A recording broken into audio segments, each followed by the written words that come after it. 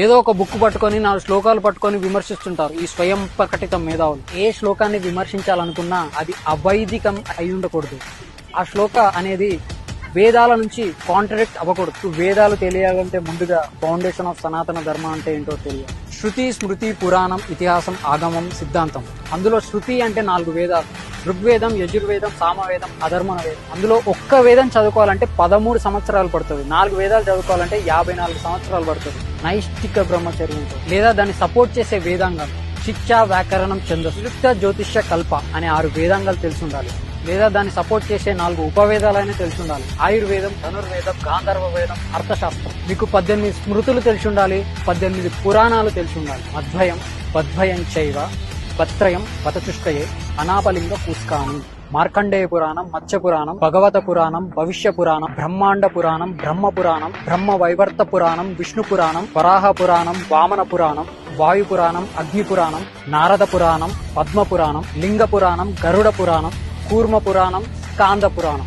ఒక స్కాంద పురాణంలోనే 1,00,000 శ్లోకాలు ఉంటాయి. అది చదవాలంటే ఇలా లైఫ్ టైం సరిపోదు, మళ్ళీ మాట్లాడతారు. అండ్ పురాణాలు అనేవి ఫిలాసాఫికల్ గా ఉంటాయి. దానికి డైరెక్ట్ గా మెసేజ్ ఉండదు. సో అది తెలియాలంటే ఒక గురువు సహాయం అవసరం. Without having knowledge or qualification in aerospace engineering, how do you expect to understand the rocket science? నువ్వు చదివి రీసెర్చ్ చేసి ప్రాక్టికల్ గా ఇంప్లిమెంట్ చేసి ఎండ్ రిజల్ట్ చూస్తే అప్పుడు నీకు అర్థమవుతుంది రాకెట్ సైన్స్ అంటే ఏంటో. మళ్ళీ మీరు ఆగమ శాస్త్రం గురించి తెలుసుకోవాలి. అందులో 77 శక్తి ఆగమాలు ఉంటాయి, అంటే అమ్మవారి గుళ్ళకి అలానే కడతారు. 28 శైవ ఆగమాలు ఉంటాయి, అంటే శివుడి గుళ్ళు అలానే కడతారు.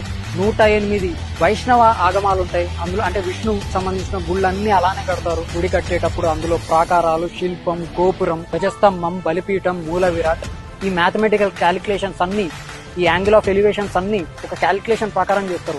ఆగమ శాస్త్రం ప్రకారమే చేస్తారు. ఇవన్నీ రాయడానికి కనీసం 10,000 సంవత్సరాలైనా పట్టుంటది. Not precisely. ఇవన్నీ చదివి అర్థం చేసుకొని డీకోడ్ చేసుకొని అన్వయించుకోవాలంటే నువ్వు 100 జన్మలు ఎత్తినా సరిపోదు. మీరు విమర్శించే విధానం ఏదైతుందో అది క్రిస్టియానిటీని విమర్శించవచ్చు, ఎందుకంటే సర్వం బైబిల్లో ఉంటుంది. వాళ్ళకి బైబిల్ని చూసి క్రిస్టియానిటీ విమర్శించవచ్చు, అలాగే ఖురాన్ని చూసి ఇస్లాంని విమర్శించవచ్చు. సనాతన ధర్మం అలా కాదు మిత్రమా.